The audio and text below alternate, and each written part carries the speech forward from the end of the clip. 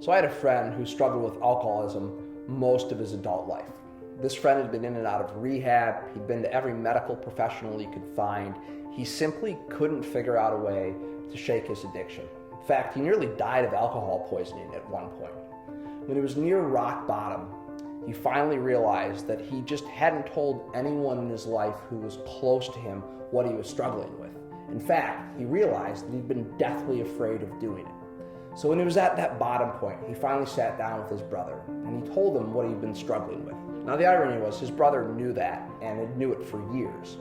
But in that moment, in that conversation with his brother agreed that he was going to help him through the process. He was going to be there to help him with his struggles, to celebrate his triumphs, and see him through to the point of recovery.